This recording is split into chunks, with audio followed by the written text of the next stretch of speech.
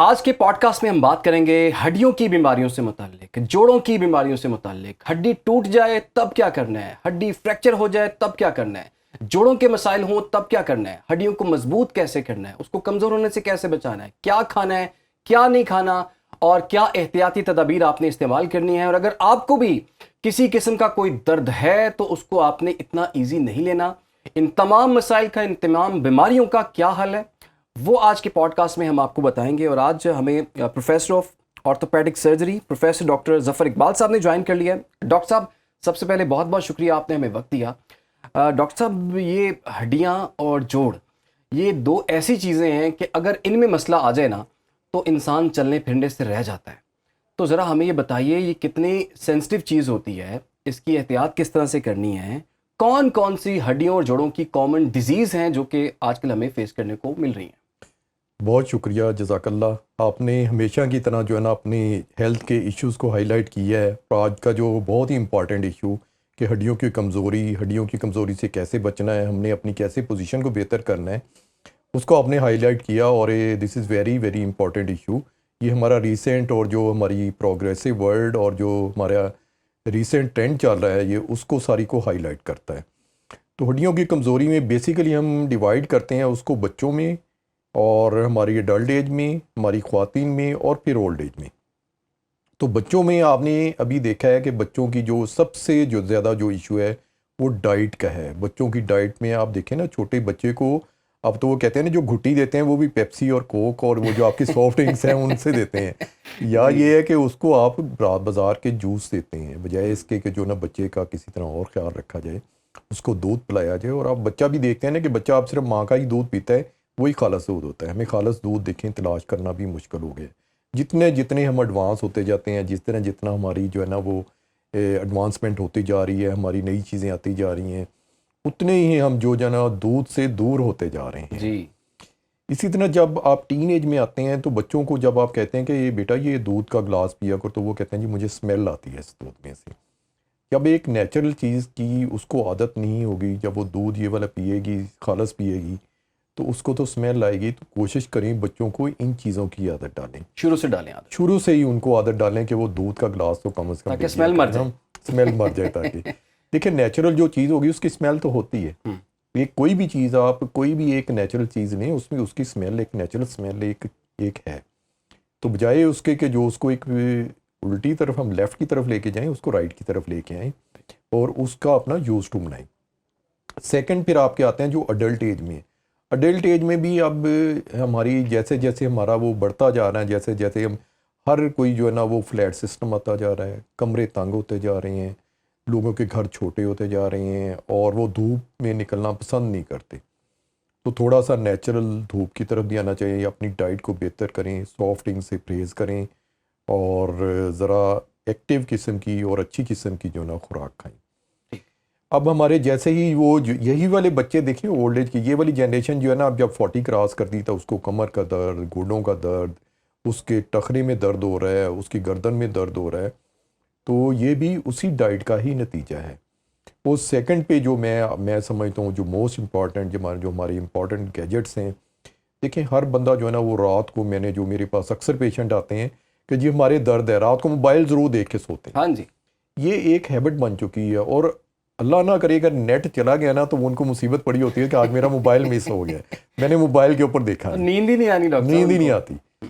फिर इसी तरह जो है ना ओल्ड एज में जब जाते हैं तो ओल्ड एज में ना हड्डियाँ और कमज़ोर हो जाती हैं, फिर मुख्तलिफ फ्रैक्चर्स हो जाते हैं, गिर जाते हैं, थोड़ा सेंसोरियम उनका बेहतर नहीं होता, डायबिटीज़ हो जाती है, हाइपरटेंशन हो जाती है। तो डायबिटीज़ और हाइपरटेंशन को ट्रीट करेंगे तो हड्डियाँ भी बेहतर हो जाएंगी। सही। अच्छा सर, अगर पाकिस्तान की बात करें, क्योंकि आपके पास तो बहुत से पेशेंट्स आते हैं, तो पाकिस्तान में यूजुअली कौन कौन सी ऑर्थोपेडिक की बीमारियां बहुत ज़्यादा कॉमन है। अभी जो पाकिस्तान में जो मैं रीसेंट जो बहुत ही ज़्यादा हो गई है कि इजीली फ्रैक्चर हो जाता है। इजीली फ्रैक्चर इसमें इसलिए होता है कि वो उसमें बच्चों में डेफिशिएंसी होती है, बड़ों में भी यही होता है। तो सबसे ज़्यादा ये है। दूसरा ये है कि कैल्शियम डेफिशिएंसी की। आप बच्चा देखें 7-8 साल का बच्चा है और वो शाम को कहता है जी मैं थोड़ा सा भागा हूँ तो मेरी टांगें दबाएं, मुझे दर्द हो रहा है। तो ये जो रेस्टलेस सिंड्रोम है ना, ये भी एक उसी की एक शाख है। इसी को जो है ना आप इसमें अपनी डाइट को बेहतर करें, बच्चे की डाइट को बेहतर करें और माओं को चाहिए कि बच्चों को ना दूध की तरफ और अच्छी खुराक की तरफ लेके आएँ, बजाय उसके कि उसको जंक फूड, बजाय इसके फ्राइड फूड और जो है ना सॉफ्ट ड्रिंक्स की तरफ लेके जाएं, उन्हें ज़रा नेचुरल डाइट की तरफ लेके आएँ। और इसी तरह बड़ों के लिए। सही है। अच्छा, सबसे ज़्यादा मैंने जो केसेस देखे हैं ना, वो आजकल यंग लोगों में भी कमर की दर्द, ठीक है, बुज़ुर्गों में घुटने की दर्द, ख़वातीन में बहुत ज़्यादा घुटनों की दर्द जो है, वो जोड़ों की दर्द जो है वो सामने आ रही होती है। जोड़ों का मसला वो हर बंदे को रहा है। वो जब नौजवानी में होते हैं तो वो जोड़े बनाने का मसला होता हाँ है। जी जी बिल्कुल एग्जैक्टली। ठीक है, वो भी एक दर्द ही है हाँ जो जी पूरी ज़िंदगी का दर्द होता है।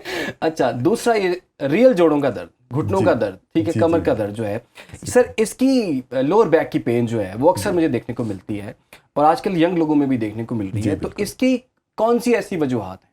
इसकी सबसे तो ज़्यादा डाइटरी डेफिशिएंसी है, उसका कैल्शियम विटामिन डी का ना लेना। फिर ये है कि लॉन्ग जो है ना सिटिंग, अगर आप 7 से 8 घंटे या 10 घंटे बैठेंगे तो दर्द होगा। और आगे झुक के नहीं बैठना चाहिए। बच्चे भी देखें ना, झुक के बैठते हैं, बुक लेके बैठे हुए हैं तो आगे झुक के यूं करके वो गेज़ कर रहे होते हैं।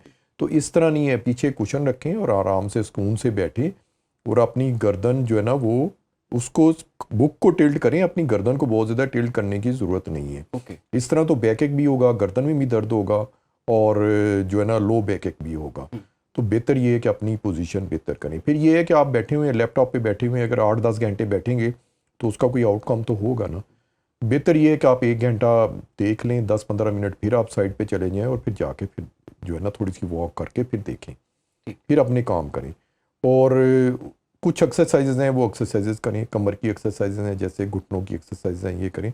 और हमारी माओ बहनों को चाहिए कि वो जो है ना 10-10 3-3 4-4 घंटे जो खड़ी होती हैं किचन में, उसको ज़रा अवॉइड करें। काफ़ी सारी चीज़ें बैठने से हल हो जाते हैं हाँ मसाले। जी, मतलब सब्जी काटी जा हाँ सकती है जी, तो टेबल पे बैठ के काट। टेबल पे बैठ के आप चेयर टेबल रखें और वहाँ पे सब्ज़ी काट लें, वहाँ पे अपनी जो है ना वो चीज़ों को ले लें।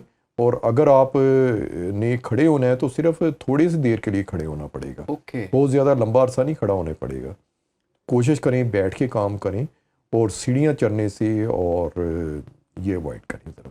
सही है। अच्छा, अभी आप कह रहे थे कि जो किताब पढ़नी है तो उसको टिल्ट कर लें, अपनी गर्दन को आप इस तरह से ना मोड़ें। तो अगर मैं इस टेबल पे हूँ या किसी कोई बच्चा जो है इस टेबल पे बैठ के पढ़ना चाहता है, जी तो वो क्या क्या क्या पोजीशन रखे? वो किताब को ऐसे सामने रख ले, नहीं, ठीक है, एक तो ये कि आप एक ना स्टैंड रख लें सामने, जो किताब आपकी जो ना वो इस तरह होनी चाहिए। थोड़ी सी दूसरा ऊपर, ये है कि आप अपनी चेयर थोड़ी सी आगे कर लें, राइट, पीछे कुशन रख लें। ठीक है, उससे ये होगा कि आपकी कमर यूं नहीं झुकेगी, आपकी फाल्टी पोजीशन नहीं होगी।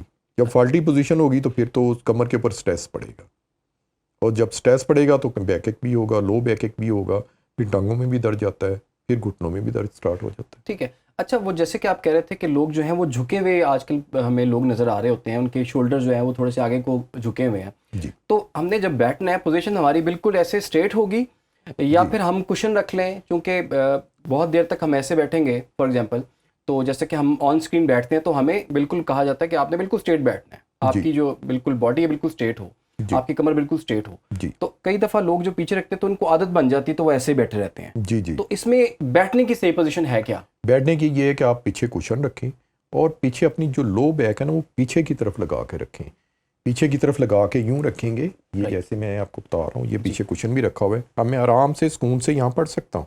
Right. अगर मैं यूं करके करूँगा तो मेरे कंधे भी झुक जाएंगे और मेरी गर्दन में भी दर्द होगा ठीक, और नज़र भी मेरी ख़राब होगी। तो बेहतर ये है कि आप पीछे कुशन रखें और यूं करके कमर लगा के आप यूं आराम से सुकून से पढ़ सकते हैं।